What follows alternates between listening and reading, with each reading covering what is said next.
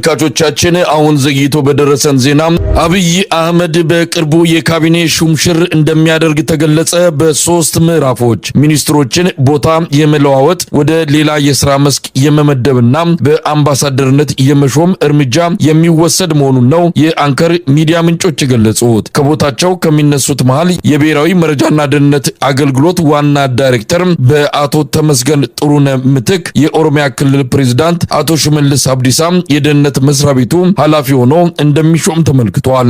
ለጊዜው የኦሮሚያ ክልል ፕሬዝዳንት ሆኖ በአቶ ሽመልስ አብዲሳ ቦታ የሚመጣው ማን እንደሆነ ለማወቅ አልተቻለም። ሁለት ሰዎች በአብይ አህመድ ሊስት ውስጥ የሚገኙ መሆናቸውን የሚጠቅሱት የአንከር ሚዲያ ምንጮች እነማን እንደሆኑ ለጊዜው በሚስጥር መያዙን ነው የጠቆሙት። የፋይናንስና ኢኮኖሚ ልማት ትብብር ሚኒስትር አቶ አህመዲን ሽዴም በቦታው እንደማይቆይ የተመለከተ ሲሆን አዲስ ፊት እንደሚሾም ነው የተገለጸው።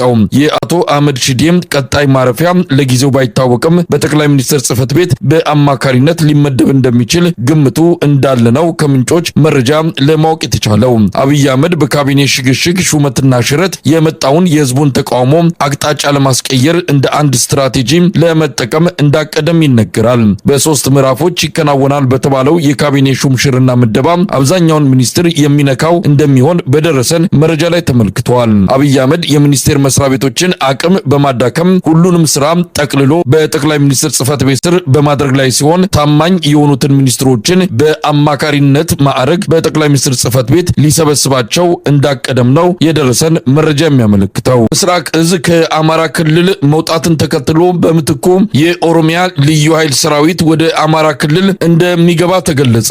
በቅርቡ ትጥቅ ፈቶ ወደ ሰላማዊ ህይወት ገብቷል የተባለው የቤንሻንጉል ጉሙዝ አማጺ ቡድንም በፌዴራል ፖሊስ መለዮ ወደ አማራ ክልል እንደሚዘምት የአንከር ሚዲያ ምንጮች ካደረሱን መረጃ ለማወቅ ተችሏል።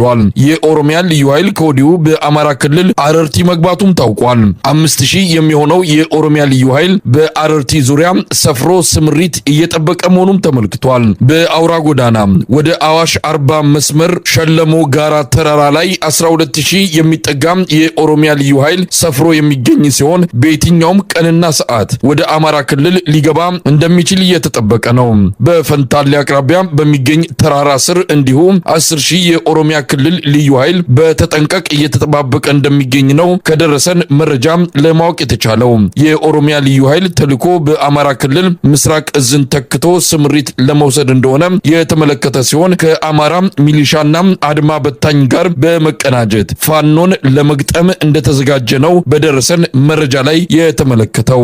ከወራት በፊት ወደ ሰላማዊ ህይወት እንደገባ የተገለጸውና ከመንግስት ጋር እርቅ ፈጽሞ ትጥቁን የፈታው የቤንሻንጉል ጉሙዝ አማጺ ቡድን 2000 የሚሆን አባላቱ ልዩ ስልጠና እየተሰጣቸው ሲሆን የፌዴራል ፖሊስ ዩኒፎርምና መለዮ ለብሰው ወደ አማራ ክልል እንደሚገቡም ተገልጿል። የኦሮሚያ ልዩ ኃይል የቤንሻንጉል ጉሙዝ አማጺ ቡድንና የአማራ ሚሊሻና አድማ በታኝ ሰራዊትን በበላይነት የሚመራው በፌዴራል ፖሊስ ኮሚሽን እንደሚሆን ነው የተመለከተው። መከላከያ ሰራዊቱን ከአማራ ክልል በማስወጣት የፌዴራል ፖሊስ ኮሚሽን ልዩ ስልጣን ተሰጥቶት የኦሮሚያ ልዩ ኃይልንና የቤንሻንጉል አማጺ ቡድንን ይዞ የአማራ ክልል ጸጥታን በበላይነት እንደሚቆጣጠር ነው ካገኘነው መረጃ ለማወቅ የቻልነው። አብይ አህመድ በአማራ ክልል የገጠመውን የእግረኛ ሰራዊት ኪሳራ በቀላሉ ማገገም የማይቻል መሆኑን በመገንዘቡ በድሮንና በጦር ጀቶች በታገዘ መልኩ የአማራ ክልሉን ጦርነት ለማካሄድ ውሳኔ ላይ መድረሱን ነው መረጃዎች የሚያመለክቱት። በጣም አሳሳቢ ነው። መካነ ሰላም የሚገኝ መስጂድ ላይ የተፈጸመ ጥቃት እንደሆነ ተገልጾ ከፍተኛ የሆነ ቅስቀሳ እየተደረገ ነው። ብልጽግና እንዲህ አይነቱ ነገር እንዲመጣ አቅዶ የሰራበት በመጨረሻ እንደዚሁ ችግሮችን ውዝግቦችን ለመፍጠር በሚያስችል መልኩ የተለያዩ ስሜቶች ናቸው እየተንጸባረቁ የሚገኙት። ነገሩን ለተመልካቾች ግልጽ ለማድረግ ያህል የአማራ ፋኖ ብሔራዊ ኃይል ምስራቅ አማራ ቀጠና ሚኒሊክ እዝ መካነ ሰላምን ለሁለተኛ ጊዜ በሚቆጣጠርበት በሰሞኑ አውደ ውጊያ የብልጽግና አድማ በታኝ ሚሊሻና መከላከያ ሰራዊት በፋኖ የሚደርስባቸውን ምት መቋቋም ሲያቅታቸው በቀጥታ ያመሩት መካነ ሰላም ወደሚገኘው መስጂድ ነው። እዛ ተጠልለው በነበሩበት ጊዜ ነው ከውስጥ ሆነው ተኩስ እየተኮሱ ፋኖዎች ላይ ጥቃት ለመሰንዘር ያደረጉት ሙከራ ፋኖዎች ራስን ለመከላከል በወሰዱት የመልሶ ማጥቃት እርምጃ ምናልባትም ከማን በተተኮሰ ጥይት እንደሆነ ለጊዜው ምርመራ የሚያስፈልገው በገለልተኛ አካል መጣራት ያለበት ነው። ሆነም ቀረም የአገዛዙ ኃይሎች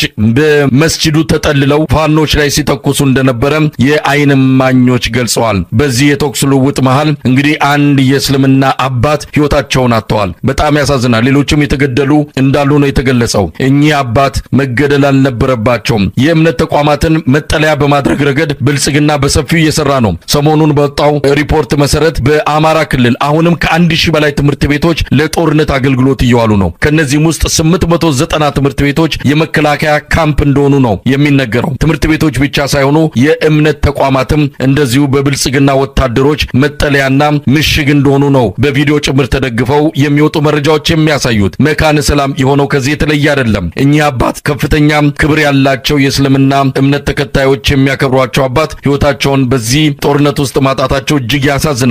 ነገር ግን ጉዳዩ በደንብ መመርመር አለበት። ብልጽግና ይህንን አጋጣሚ በመጠቀም የእምነት ግጭት ለመፍጠር ፋኖች በሙስሊም አንጻር የተለየ አቋም አላቸው፣ የሙስሊምን ሃይማኖት ለማጥፋት የመጡ ናቸው የሚል በጣም አደገኛ ስብከትና ፕሮፓጋንዳ ቀርጸው በሰፊው እያሰራጩት ይገኛሉ።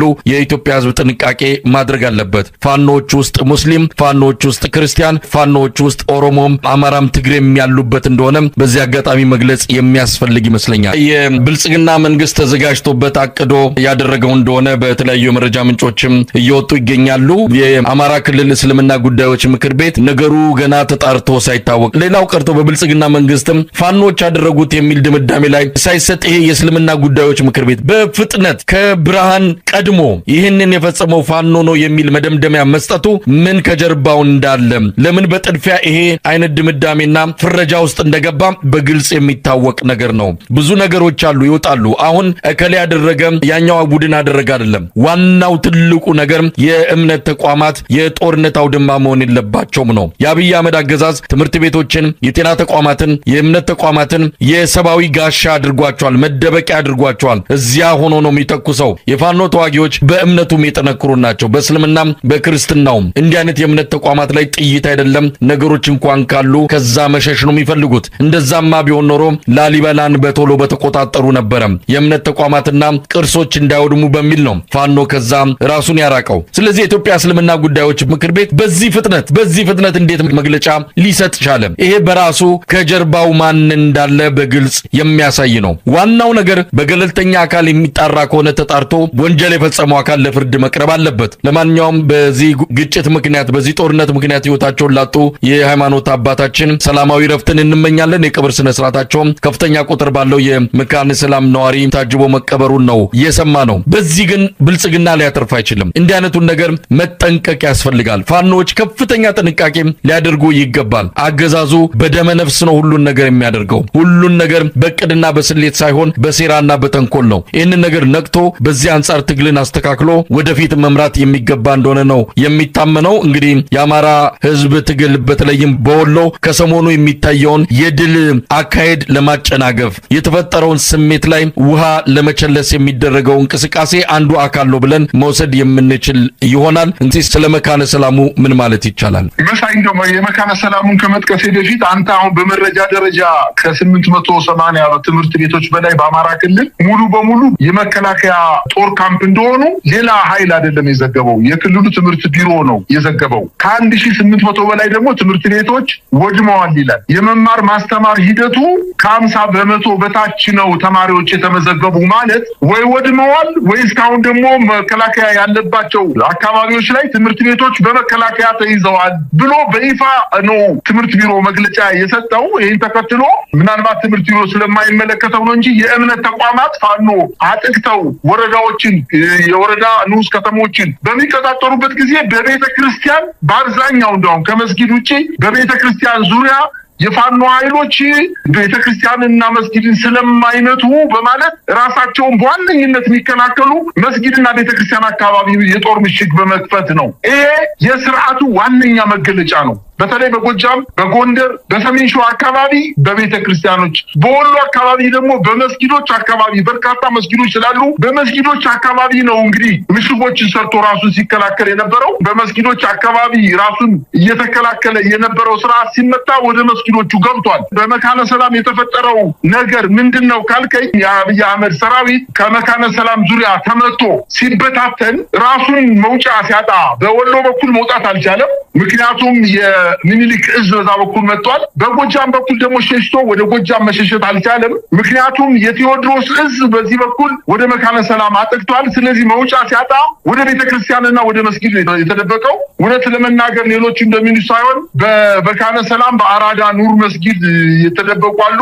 እንዲሁም አጃሜ ገብርኤል የሚባል በኢትዮጵያ ኦርቶዶክስ ተዋሕዶ ቤተክርስቲያን ትልቅ የገብርኤል ቤተክርስቲያን ውስጥም የተደበቁ የመከላከያ ሰራዊትና የብልጽግና አመራሮች አሉ። በመስጊዱ በዋነኝነት የተፈጠረው ምንድነው? የአገዛዙ ጦር የፖለቲካ ካድሬዎችና ወታደሮቹ በሁሉም ቦታ ላይ መደበቃቸው እየታወቀ ከመስጊድ ላይ ተኩስ ነበረ። እነሱ የአጸፋ መልስ ሲሰጡ ራሳቸውን ለመግደል ከመስጊዶች ላይ ጠምደው ጦርነት በመክፈታቸውና አንዳንድ የሰራዊቱን አባላት ማቁሰላቸውን ተከትሎ ወደ መስጊዱ አካባቢ የነበረው ተኩስ እየጠነከረ ሲመጣ ውጊያ ተደርጓል። በዚህ ውጊያ እነሱ እንደሚሉት እስካሁን ድረስ እንግዲህ አንድ ኢማም ሙቷል የተባለው በዋናነት ግን የቦረና ወረዳ አመራር የደህንነት ኃላፊ የነበረው ሰው በመስጊድ ውስጥ ሆኖ ውጊያ ያደርግ ነበር። ይህ ሰው በጣም በርካታ ጭካኔያዊ ተግባሮችን የፈጸመ የደህንነትና የሰላም ጽሕፈት ቤት ኃላፊ የነበረ ሰው ነው። ይህን ሰው እዛ እንደተደበቀ ስለታወቀና የአጸፋዊ ተኩስ በሚሰጡበት ጊዜ ነው መስጊዱ አካባቢ ጦርነት ተነሳ ተብሎ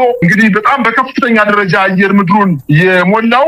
ዋናነት ይህንን ሊጠቀሙበት የፈለጉት የፋኖ ኃይሎች የእስልምና ጠላቶች ናቸው ለማለት ያንን አካባቢ በቅጡ የማያውቁ ሰዎች ሚዲያው ላይ ወጣው እንግዲህ ተሰጠው ውለውበታል። በዛ አካባቢ ግን መሳይ የመካነ ሰላምን አካባቢ ያጠቃው በተለይ የሚኒሊክ ጦር የሚኒሊክ እዝ የሚባለው 95% የፋኖ ሰራዊት ናቸው፣ የሙስሊም ኃይሎች ናቸው። እንዴት ሆኖ ነው መስጊዶችንና ሙስሊሞችን ለማጥቃት የሚንቀሳቀሱት? ሲጀመር እኮ ጦርነቱ በተለይ በወሎ አካባቢ የተነሳው ጦርነት ስም ሰጠው። አርበኛ አደማሊ ወይም አባናደው ተብሎ ነው ስም የተሰጠው። የቴዎድሮስ እዝ አርበኛ ሀብታሙ ዩሱፍ እንዳስረዳው ከሆነ ማረም እንዲሁ ፌስቡክ ገጹ ላይ እንደጻፈው ከሆነ ተኩስ የነበረው በሁለቱ ኃይሎች ቢሆንም መንግስት የሃይማኖት ተቋማትን እንደመደበቂያ በመጠቀሙ የተፈጠረ ችግር ነው በማለት ገልጸዋል። ነገር ግን እነ ኡስታዝ አህመዲን ጀበል ያስተላለፉት መልእክት ያው እንደተለመደው አማራ ክልል አካባቢ ኮሽ ባለ ቁጥር ተነስተው ከፍተኛ የሆነ የእርስ በርስ ፍጅት እንዲፈጸም አድንተው ሲጠብቁ ነበረ። እንግዲህ ቀዳዳ አግኝተዋል። በዚህ ቀዳዳ መሰረት ከፍተኛ ቅስቀሳ እያደረጉ ነው የሚገኙት። የሞራል ጉዳይ ከሆነ በሌላ ቦታ እስልምና አማኞች ሲገደሉ ትንፍሽ ብሎ የማያውቁ ሰዎች ናቸው። አንዳንድ ቦታ ላይ በጣም የሚገርመው ቦታውን እንኳን በቅጡ መጥቀስ አልቻሉም። አህመዲን ጀበል በፍኖተ ሰላም ከተማ ነው ያሉ። መካነ ሰላም የሚለውን እንኳን በፍኖተ ሰላም ከተማ ኢማም ተገደለ እያሉ ነው የለጠፉት። በዚህ ጦርነት ላይ በተባራሪ ጥይት ሰው ሊሞት ይችላል። ጥይት ደግሞ ሃይማኖትን አይመርጥም። እስላም ሊገደል ይችላል፣ ክርስቲያን ሊገደል ይችላል፣ ፕሮቴስታንት ሊገደል ይችላል። ነገር ግን ያችኛዋን ብቻ እነሱ የሚመለከታቸውን ብቻ አውጠው ማጦዛቸው በጣም የሚያስተዛዝብ ነገር ነው። እምነት የሞራል ጉዳይ ነው መሳይ። የጅማ ሙስሊሞች ከመካነ ሰላም ያንሳሉ እንዴ? ወለጋና ቤንሻንጉል ጉሙዝ ያሉ ሙስሊሞች ግማሽ ህይወት ነው እንዴ ያላቸው? እንግዲህ አደማሊ አባናደው የገደለው የስርዓቱ ብልጽግና ስርዓት ሆኖ እያለ አንሻን የገደላት ማን ነው? መንግስት አይደለምን? ወለጋ በጅምላ የተቀበረው ሳይቀበር ጅብ የበላው ኃይል ሙስሊም አልነበረም? ምን ነው ያን ጊዜ አንደበታቸውን ዘግተው አሁን ሼህ ሁሴን ጅብሪል ተብሎ ክፍለ ጦር መስርቶ እየታገለ ያለ የወሎ ሙስሊም በወሎዎች ላይ ተነሳ ብሎ መዘባበት ምን ሚሉት እንትን ነው። ስለዚህ በጣም የፖለቲካ ቅስቀሳ እየተደረገ ነው። ነገር ግን የአማራ ህዝብ ጠላቱ ማን እንደሆነ አውቆታል። አሁን እነሱ በቀሰቀሱት መጠን የአማራ ህዝብ ሙስሊምና ክርስቲያን ተብሎ እርስ በርሱ ተላልቆ ያልቅ ይጨራረስ ነበረ። ይሄ ነገር ገና አልተሳካላቸውም። 2-3 ዓመታት ሆኖታል። በሞጣ መስጊድ ተቃጠለ ብለው አስነሱ፣ ቅስቀሳ አደረጉ። ምንም ሳይሆን ሲቀር መስጊዱን ተመልሰን እናሰራለን ብለው ገንዘብ ሰበሰቡ። ነገር ግን ያቺን የሰበሰቧትን ገንዘብ እንኳን ለመስጊዱ ሳይሰጡ በልተውት ላይ ቀሩና አህመዲን ጀበል። ስለዚህ ቅስቀሳው ለማን እንደሆነ በደንብ አርጎ ጠንቅቆ ስለሚያውቀው የአማራ ህዝብ የወሎን ህዝብ አንተ ክርስቲያንና አንተ ሙስሊም ብሎ መለየት በፍጹም አይቻልም። እውነት ለመናገር አባቱ ክርስቲያን ነው፣ እናቱ ሙስሊም ናት፣ አጎቱ ሙስሊም ነው፣ አክስቱ ክርስቲያን ናት፣ እህቱ ሙስሊም ናት፣ ወይቱ ክርስቲያን ናት። ስለዚህ የወሎን ህዝብ እንደው እንደሚባለው ከሆነ ዓለም ሲሰለጥን ወሎዬን ይመስላል ይባላል። ይሄ የእምነት ልዩነት ባለመኖሩ ምክንያት ስለሆነ ቅስቀሳቸው ፍሬ አልባና ውሃ የማያነሳ ነው ማለት ይቻላል መሳይ። ነገር ግን ምናልባት በተባራሪ ጥይት ተመቶ ከሆነ ይሄንን ችግር የፈጠረው የብልጽግና ኃይል ራሱን ለመከላከል ብቻ ሳይሆን መስጊድን እንደ ምሽግ ተጠቅሞ ለማጥቃት እንቅስቃሴ በማድረጉ የተፈጠረ ችግር እንደሆነ የአማራ ህዝብ ጠንቅቆ ያውቋል የሚል እምነት ነው ያለ ይመስላል።